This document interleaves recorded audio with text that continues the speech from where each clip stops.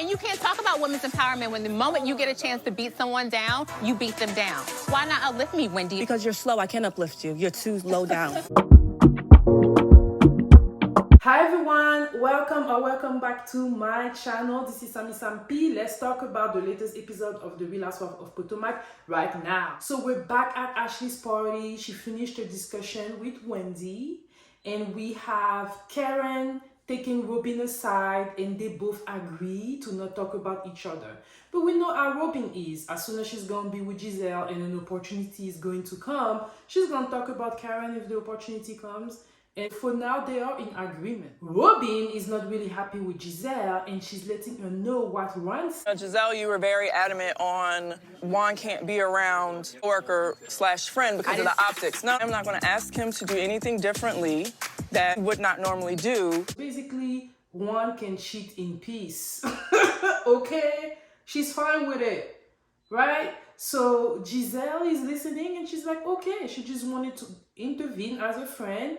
And this is your decision. And Robyn is like, yeah, this is my decision. The ladies are talking, and then they're asking Dr. Wendy about a new endeavor. And that's when she said that she got a new show, and she's giving them a little bit of background about what it is. And Ashley is asking her, and she's telling her, listen, the type of show I'm doing is for ladies that are a certain way, that think a certain way. I don't think she was trying to shade Ashley, but you know, I think that the way Ashley was coming at her, Dr. Wendy make it clear and simple that, you know, this is for ladies that are not afraid to talk about certain topic. My show vibrates really high, so if people are not at an intellectual level to receive it, I understand why. That's a little shady. And the camera was zooming in on Mia, who didn't really care, but then it went south between the two. She already made it very clear that she said she doesn't want to me, so... You can't talk about women's empowerment when the moment you get a chance to beat someone down, you beat them down. Why not uplift me, Wendy? Because you're slow, I can't uplift you. You're too low down. Mia, yes, you're slow, girl. You are slow. Like, Dr. Wendy was not even trying to shade you. I mean, unless they cut the scene. To be good with you after what you did, and you refuse to give her a genuine apology. Your apology was fake, and every time you have an opportunity to go back on it, you do. And then you are a master returning the situation and trying to make the other person look bad. Don't do that. Like, you are clearly attacking Wendy. She's not going to give you a best self when you are attacking her. She's going to be on the defense. Very, very simple. Like, how many times we've seen you going a certain way at her, and she was taking it okay, and now she's like, I'm done doing this, and she's saying this to you here. You vibrate so high. Why are you so quick to call somebody so slow? And because you're slow. Dr. Wendy is not playing with you this season. She's not backing down at all. That is, ooh, she got you, girl. She got you. She got you. I ain't gonna lie. Who do you think won this? I felt like Dr. Wendy doctored her once again. And this time, you couldn't use, you know, your anger and your temperament to make it for the fact that you couldn't go get back with Dr. Wendy. I'm just saying, she got you on that one. Then when the ladies are back sitting down inside, Dr. Wendy's like, oh, Ashley, my son is having his first communion and I want to invite you. And it's like, girl, Wendy is not playing with those girls. She's making it clear toward Giselle and Robyn and all of that she doesn't want their friendship. I think she's making it super clear. When she came, she didn't say hi to Giselle. Giselle was like, girl, she wasn't trying to say hi to you. Okay, like maybe last season she tried to play nice, but when she realized that you were not going to play nice with her because you're jealous, she decided that she ain't gonna try no more, right? But yeah, it was definitely a shade at Robyn, who didn't invite her kids to a boring ass event that she had when they didn't even have water and nor serving food anyway. And yeah, so she invited Ashley. It was definitely a shade, and I am not blaming Dr. Wendy. She came back guns blazing. What did y'all think? Next, we have Giselle and her daughter. Her daughter is going to college, and it seems that she's also going to prom. So they're talking about it and just having a good time. Listen, the most authentic Giselle we'll ever see is when she's with her daughter, so we might as well enjoy from. We have Wendy and family. Her children are getting ready to get their communion, and is it me or she is putting a big emphasis on I believe in God, I'm a Christian?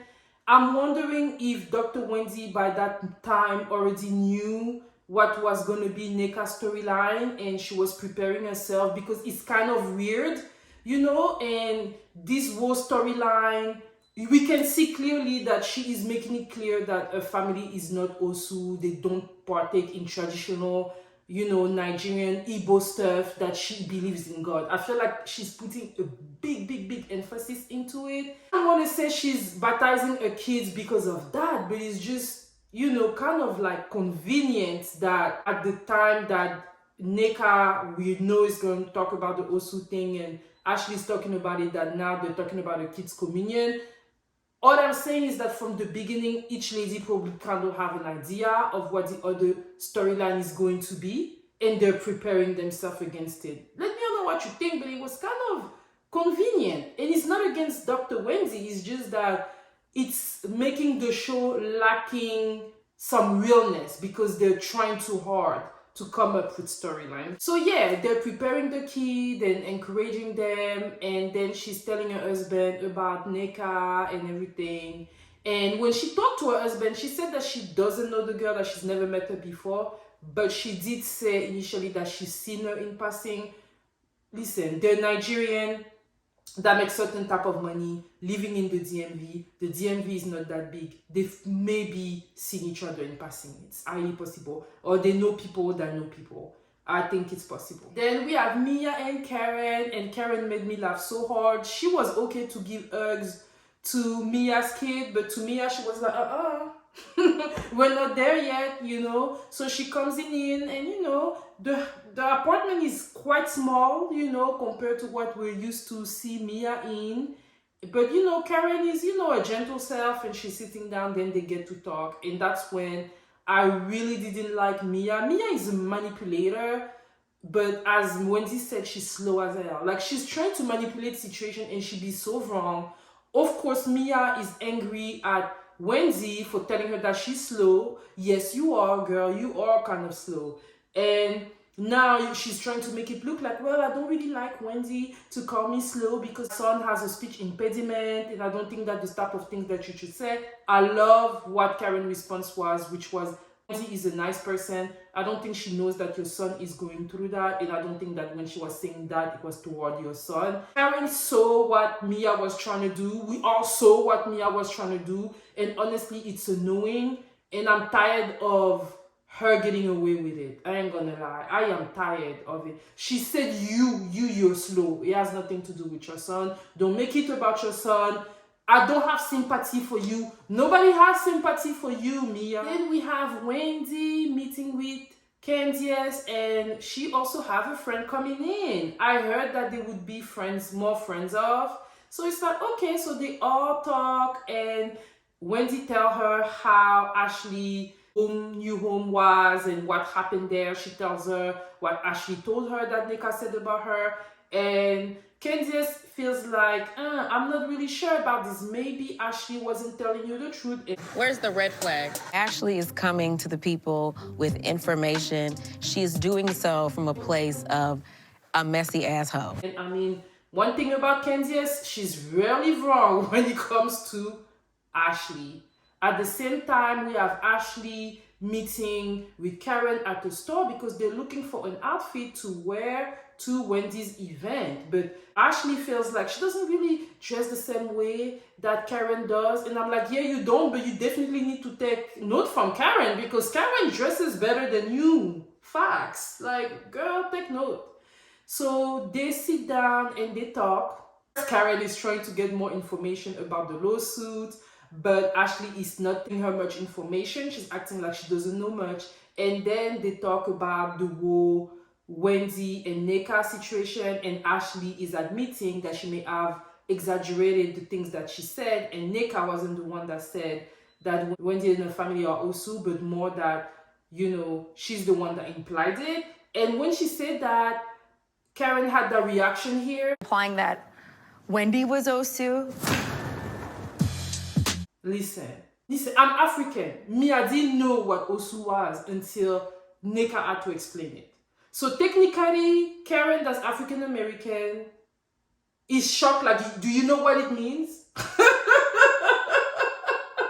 You know what I mean? Like the way she was. Listen, it's cool, we're gonna use it, but like, do you know what it means? Or did Ashley explain to her what osu means? Because her reaction seemed a little bit extra, and it's like, do you even know what it means to be so shocked of the accusation? It was kind of weird, and it led me think that those girls, they know what they're gonna talk about when they come in, and it kind of makes the show not as real. Next, we have Wendy's event, a kid's communion. Everything is going well. Her mom is definitely the star. She wants to do the prayer because those are children. She's looking quite lighter, I'm just saying, but she does look good. And yeah, the event looks beautiful. The food looks beautiful. All the lady comes in. I mean, Miss Karen's body is, this is why I'm on diet. Karen is 60 years old, y'all. Her body, it puts me to shame. Then Ashley comes in, and yeah, Karen is looking better, dressed better. Candiace comes in and everything, and they have a discussion. Ashley tells Wendy that... Or anything like that. Okay. If I told you that, I apologize. That's certainly not what I ever intended to do with that. They have, you know, exaggerated, and she was the one that talked about Wendy family being osu and everything. So Wendy's like, okay, her and Candiace agree that they can be in the same place without fighting necessarily. And then on the other side, we have Robyn meeting with Nneka, and Nneka has a lot of things to say. She's saying those things. To say, have I ever prayed against you? And then she started saying that it's a sin to use somebody's name. Oh my God. And that she has a shrine. And I'm like, child. It seems like the stuff that Nneka is talking about at this point is definitely like real life stuff, like stuff that are happening in real life. Do I think that Wendy's mom was threatening that other girl and stuff like that? I don't know why. Her excuses of saying that she's using Wendy's to get closer to Robyn and Giselle doesn't really make sense to me, because it's like Giselle and Robyn really don't like Dr. Wendy. So if you're trying to get closer to Dr. Wendy, why are you gonna, you know, bring up Wendy? So Wendy, I feel, is too smart to say the things that Nneka is accusing her of. You know what I mean? Like, why would you use Wendy's name to get closer to Giselle and Robyn? It makes no sense. Obviously, they don't get along. So her saying that makes me feel that she's not telling totally the truth. What I think she might say is the truth is when she said that she saw Wendy and Dr. Wendy wasn't, you know, smiling to her, and maybe that's why she got pissed. I think that's possible. I think that's possible, and I think that that's what she's using to run away with and mixing some lies with the truth. That's what my opinion is. I felt that she probably met Dr. Wendy in the past, and Dr. Wendy heard that maybe she was trying to get with Real Housewives of Potomac, and maybe she felt a kind of way about it, and she felt like she didn't really want to be friends with her, and Nneka didn't really like it, and now he's running with that. Do I think that her mom called and did all that? I don't know. I mean, it's... But then again, she's using that to now say that Wendy's mom is also, and then at the same time, we have Wendy's mom praying. It's like, people need to understand that wo also thing, this is like non-religious thing, right? So you cannot accuse somebody of being a non-religious person while the person is actually in church praying and is proudly Catholic. And Wendy even said that her mom separated from her dad because her dad was Protestant and her mom is Catholic. So obviously, all those ladies, they all have a storyline, and Wendy's storyline is to basically fight against Nneka's storyline. So they all knew that was coming. That's my opinion on this. Let me all know what you think in the comments. So that was it for this episode. I thought that episode was good. It's definitely building up some tension. And next week, it's gonna be good. For those of you that are new, hey, welcome. And I invite you to, and for those of you that have been here with me, supporting me, thank you all so much. And I'll see you all next week. Bye.